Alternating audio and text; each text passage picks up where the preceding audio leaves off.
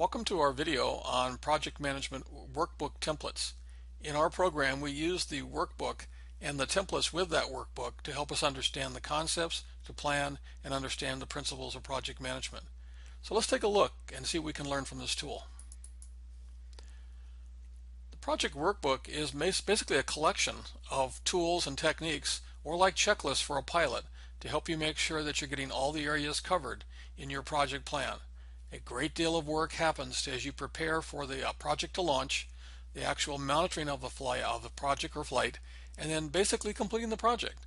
Again, planning is one of the key tools, and your planning workbook is one of those many tools you'll learn about the skills of project management. At the end of this class, you will put together a team project. The team project will consist of three major parts.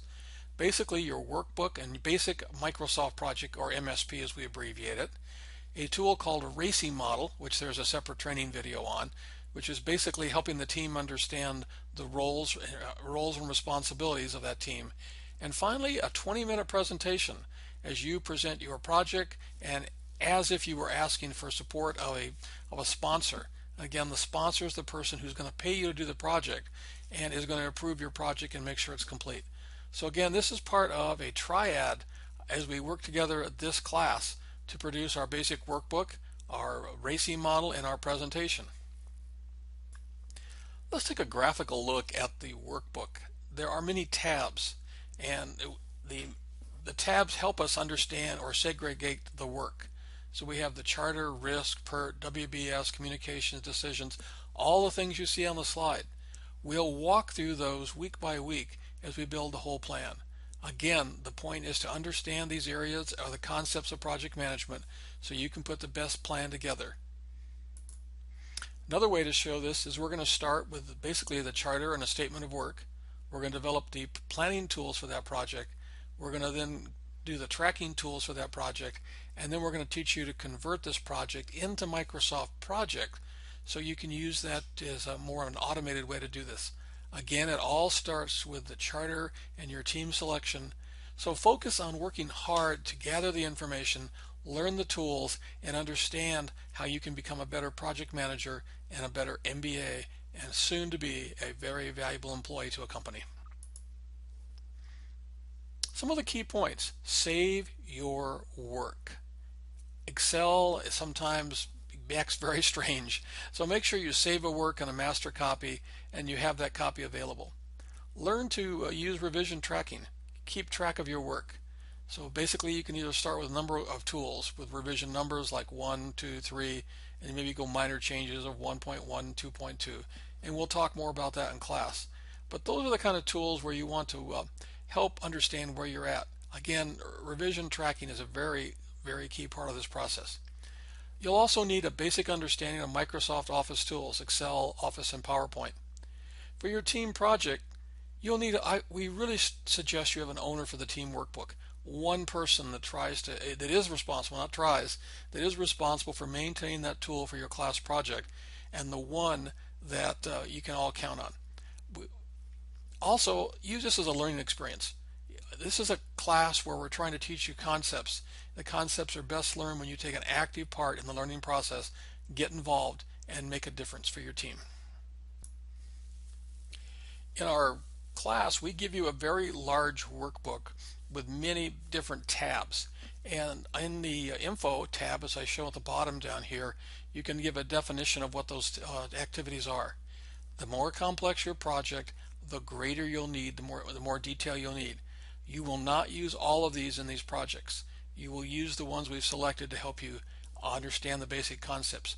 But yet we want to make you aware of these tools as you get the best possible education you can as part of your Boise State MBA. The next tab is called the Data tab. It's a very simple one where you put the project name in, your project number, your project manager, your sponsor, where you're going to store it, where the project is going to be stored, the last update. As you do that, that information through a term called macros in Excel will go to all the other workbook sheets. The only purpose of this sheet is to help you get the data on the headers for the rest of the class information. This should look very familiar, as your first individual assignment in the class was a project charter or mini charter about yourself. This is the charter for a group of students who were accounting majors in our MBA program as they looked at their charter. This was based on a real project with them. So basically you have the background and you can read that and see what they're trying to do. You can see the business benefit, the objectives, the scope, what's in and what's out of scope, when's a deliverable. So in this case, they were delivering that to the class and to the partners of the company. And as we go down to the yellow area down here, we're going to talk about scope, schedule, and cost. And remember, we are asking you to identify the most flexible, least flexible, and the moderate flexible. So let me scroll down a little bit here and see where we are. Here we go. So other key considerations. On the left side, you have assumptions and constraints. And if we ask you to put an A or a C behind those, and that tells us it's an assumption. So what is an assumption? It's just something that basically, that's what it is, an assumption. You assume this is what it's going to be. And the C's are constraints. The constraint in this case was schedule. The constraints you saw in your individual mini charter was budget, time, and schedule. And then let's look over here at the risk side. And if we expand these activities and you know how to use comments in Excel, you can understand that these are some of the areas you can add in. And basically on this project, their big categories they were worried about were personnel and administrative activities. So those were how they used that term, and we've color shaded that description so you can see that. The last area down here is how do you know you're successful? Identify those success criteria. In this case, they identified 4, and we will scroll down and we see that this is the case where you'd have your sponsor be the signature authority for this. In a company, this would be where you have the authorization to take your charter and start spending corporate funds or money on the project. It's very important that you have the buy-in of your sponsors as you develop project charters and the funding for those activities. Each one of these detailed sheets of risk, breakdown, schedule, communication, decision, and stakeholders will be covered in more detail as we walk through that class assignment in that area. But what we're doing is you're developing an area to track the risk. And again, there will be a separate session on risk, but we're looking for the probability, impact, and detectability of that risk by category. And this is what's called, in many cases, a risk register, where you track it, you identify the most important things, but the most important thing for you to do is contingency plan. Who owns it and what are you going to do to make sure that risk does not hurt your program? Again, we'll cover this in the area on risk, and we'll return to this sheet at that time. Wow, don't get scared off by this one. This is called a PERT analysis. This is when you will do the detailed planning for your project, and you'll enter 3 key things. Most likely, the minimum could happen and the maximum could happen, and the rest of the activity, kind of in this rows area, that's computed by the Excel spreadsheet. We will cover this in detail as we look at estimating as a whole separate class section. But this is what we're trying to have you do, is to develop the most likely scenarios for your project timing. This all ties into statistics. We look at standard deviations and help us get an understanding of the risk and cost of a program, and surprisingly how accurate this tool can be to help us look at the timing of a project. A good tool with more detail to follow. Another tool that you will see more of in the future, this is called the work breakdown structure. So basically what we're going to be doing when we talk about this in the class to define the work breakdown is what tasks are needed on the project. Many of you have started that as you looked at your project plans and where you're going. When we do that, we're going to start then linking them together. And our work breakdown schedule is kind of a graphical map of where the work is, what's going on, what's the effort, and that effort comes a lot from the PERT analysis and other areas. And in this case, you can also see there is some cost involved. This is a planning tool for you to help you understand the structure of your project, the potential cost of your project, and the dependencies on your project. In future projects, we will be using Microsoft Project to go around this step, but we do this as a learning experience so you can understand the concepts of this tool.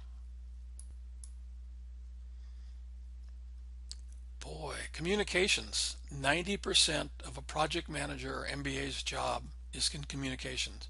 So from the work we're going to be doing on stakeholder analysis, the communication plan will be developed. So, and this is a case where this team who did a really good job of analyzing it for a major accounting firm, these are the activities they put together under their communication plan. And basically they're looking at what the communication is, description, frequency, formatting, owner, and who's the audience. Again, we'll be covering this in the whole section on communications. But again, we're trying to expose you to the general tools of the workbook so you can get a better idea of where we're going.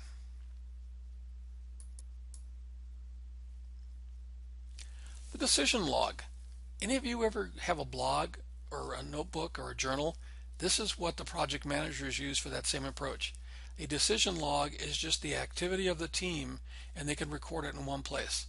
There's also an area called an issue log, where things are going to happen in the future and you want to find a place to make sure you don't forget them. So decision logs and issues logs are basically like blogs where the team should keep information about the project, the decisions they made, and issues they see. But most importantly, on the issues, will help you develop a plan so the issues can be reduced and your project can remain on schedule and you can be successful.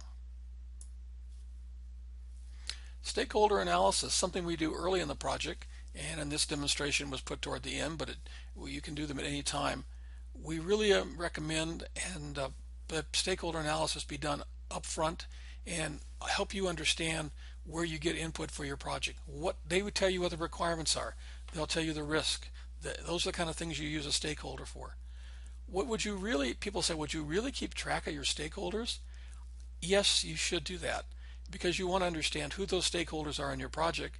You also want to understand what their role is. In this case, Susan was the project sponsor. That's the person that approves your project, helps you in the company, and is the one person that you really want to make sure you keep good communication with. And in this case, they looked employees, partners, clients, competitors, functional managers, government, and general public. So if you look at this little up activity here, they basically went through and used the categories of high, medium, high, and you can read the rest there to understand where they are and how to rank the impact of that person. And as we go over here to influence, same thing happens. Another thing we're going to talk about in risk, and you can start working on it here, is what's the person's tolerance to risk? If they work in certain industries like banking or insurance or utilities, those are called risk averse, or they want no risk in their projects. If you look at a high-tech startup company who's trying to move very fast in the marketplace, they may have a higher tolerance to risk. It's good to identify the risk tolerance of each stakeholder or each stakeholder group, as this helps you understand how you communicate with them, how they will make decisions, and how you can best develop the plan to meet their needs. And as you see inside of this is what they come back and people say, well, how do I get that data for a stakeholder? Well, the biggest way is to go talk to them. And the interviews and talking to or listening to them, you can develop a plan of where they are. Also, you'll see what their responsibility is on the project. One of the things you want to look for, in this case, you want to make sure you have the impact and influence. And if you see somebody with high impact who doesn't like your project, then you need to talk to them. This tool is usually a tool that's used with the project manager and the sponsor directly. In many cases with this kind of information about sponsor data and their risk tolerances and other information, it's kept out of the general view of the team and other people in the company. Again, stakeholder analysis is a key tool in becoming a successful project manager, a strong MBA, and building your strong career in business. Again, thanks for your time in our video talking about the project management templates. More detail will come as we go through each area.